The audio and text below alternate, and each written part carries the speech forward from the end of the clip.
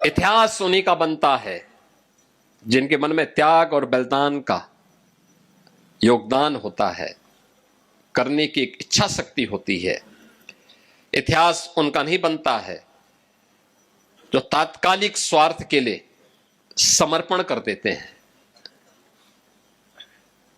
देश समर्पण से नहीं चलता है, देश तो त्याग और बलिदान से चलता है। भारत का इतिहास उसी त्याग और बलिदान का इतिहास है।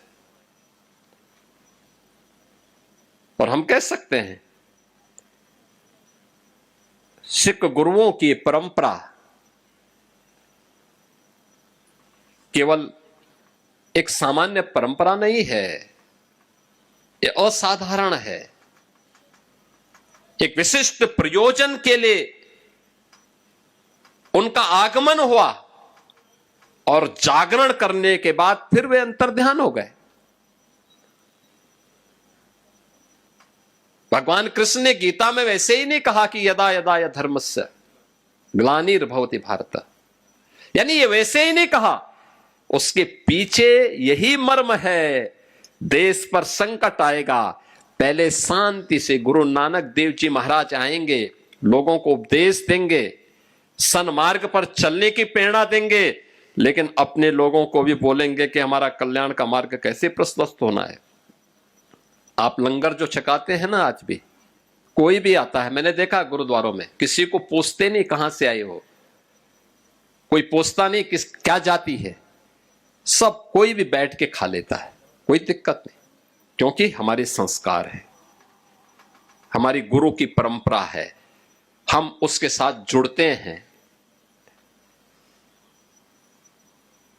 आज भी जिन पंच प्यारों को गुरु गोविंद सिंह जी महाराज ने खालसा पंथ की स्थापना के आधार बनाया था, वे भी सनातन धर्म की उन जातियों से थे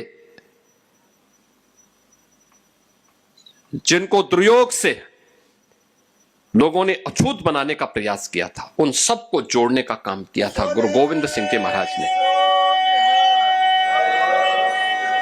यानी समाज को जोड़ने का कार्य कैसे होना चाहिए, गुरु गोविंद सिंह जी महाराज ने उसको एकता के सूत्र में बांधने का काम किया था। सब कुछ गंवाने के बाद भी गुरु गोविंद सिंह जी महाराज कभी भी विचलित नहीं हुए, और इसीलिए कहा जा सकता है एक सामान्य मनुष्य नहीं थे, असाधारण थे, एक निश्चित प्रयोजन के लिए आए थे। और याद करना, जब भी कोई महान पुरुष आता है, कोई दैवीय ऐसे गुणों से युक्त व्यक्तित्व हमारे सामने आता है, वह अपने उस प्रयोजन विशेष के लिए धैर्य नहीं खोलता, उसके लिए निरंतर प्रयास करता है। और यही तो प्रेरणा हम सब के लिए आज भी इन सिख गुरुओं की परंपरा से हम सबको प्राप्त होती है। आज का दिन हम सब के लिए अत्यंत महत्वपूर्ण दिन है। आदरणीय प्रधानमंत्री जी ने बाबा फतेह सिंह और बाबा जोरावर सिंह के नाम पर इन चार साहबजादों को स्मरण करने का एक अवसर हम सबको दिया है। और इसीलिए 26 दिसंबर की तिथि वीर बाल दिवस के रूप में, जो वर्षों की मांग थी, स्वतंत्र भारत की मांग थी, कि वास्तव में वीर बाल दिवस तो वह है जो वीर बाल दिवस गुरु गोविंद सिंह जी के चार साहबजादों ने देश और धर्म के लिए अपना बलिदान दिया था।